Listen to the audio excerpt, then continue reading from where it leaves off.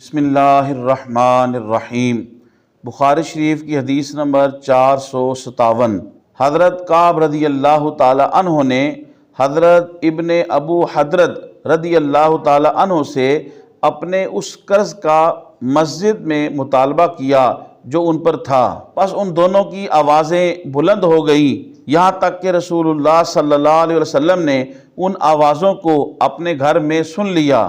آپ صلی اللہ علیہ وسلم ان دونوں کی طرف نکلے اور آپ صلی اللہ علیہ وسلم نے اپنے حجرہ مبارک کا پردہ اٹھایا۔ پھر آپ صلی اللہ علیہ وسلم نے آواز دی، اے کعب۔ حضرت کعب رضی اللہ تعالی عنہ نے کہا، لبیک یا رسول اللہ صلی اللہ علیہ وسلم، یعنی میں حاضر ہوں۔ تو آپ صلی اللہ علیہ وسلم نے فرمایا، تم اپنے قرض سے اتنا کم کر دو، اور پھر ہاتھ سے اشارہ فرمایا، نصف۔ میں نے کر دیا یا رسول اللہ صلی اللہ علیہ وسلم۔ پھر آپ صلی اللہ علیہ وسلم نے حضرت ابن ابو حضرت رضی اللہ تعالیٰ عنہ کو فرمایا، اٹھو اور اپنا قرض ادا کرو۔ محترم خواتین و حضرات، حضرت امام بخاری رحمۃ اللہ علیہ کتاب الصلاۃ کے اس باب کے اندر انہوں نے عنوان قائم کیا کہ مسجد میں قرض کا تقاضا کرنا اور مقروض کو پکڑنا۔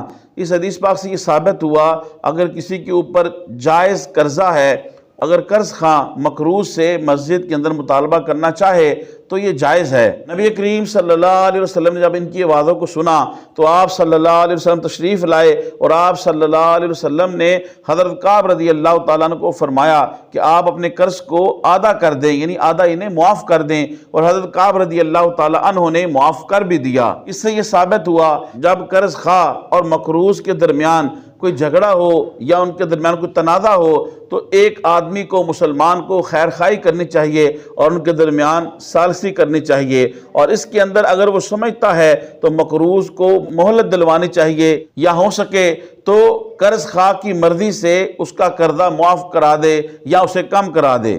چونکہ رسول اللہ صلی اللہ علیہ وسلم تمام امت کے جانوں کے بھی مالک ہیں، آپ مختار کل ہیں، اور آپ کو اختیار دیا گیا ہے اپنی امت کے تمام حال اور احوال کے اوپر، تو آپ نے اس اختیارات کو استعمال کرتے ہوئے فرمایا کہ اے کعب، آپ اپنے قرض میں سے آدھا معاف کر دو، اور حضرت کعب رضی اللہ تعالی عنہ انہوں نے معاف بھی کر دیا۔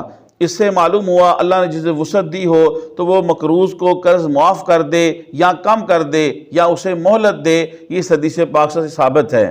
پھر آپ صلی اللہ علیہ وسلم نے مقروض یعنی حضرت ابن ابو حضرت رضی اللہ تعالیٰ کو فرمایا کہ اٹھو اور اب اپنا بقیہ جو ہے وہ قرض ادا کرو۔ ان کی آوازیں اونچی ہو گئیں۔ شیخ الحدیث علامہ غلام رسول سعیدی صاحب رحمۃ اللہ علیہ علامہ ابن بطال کے حوالے سے لکھتے ہیں کہ وہ اپنی آوازوں کو بلند کرنے میں معذور تھے، یعنی ان کی آواز ہی ایسی تھی، اس لیے تو رسول اللہ صلی اللہ علیہ وسلم نے انہیں ملامت نہ کی۔ علاوہ ازیں انسان کو مسجد کے اندر آہستہ آواز سے بولنا چاہیے۔ ہاں، اگر خیر خواہی کی بات کر رہا ہے، کوئی نیکی کی تبلیغ کر رہا ہے تو ضرورتاً اگر قدرے اونچا بولے تو یہ جائز ہے، تاکہ لوگوں تک آواز پہنچ جائے اور ان کو سمجھ آ جائے۔ اس حدیث پاک سے یہ بھی ثابت ہوا کہ رسول پاک صلی اللہ علیہ وسلم اپنے گھر کے دروازے سے باہر تشریف لائے خیمے سے تو آپ نے اپنے پردے کو اٹھایا، تو لہذا گھروں کے باہر کے دروازوں کے اوپر جو ہے وہ پردہ لٹکانا چاہیے، یہ بھی نبی کریم صلی اللہ علیہ وسلم کی سنت ہے۔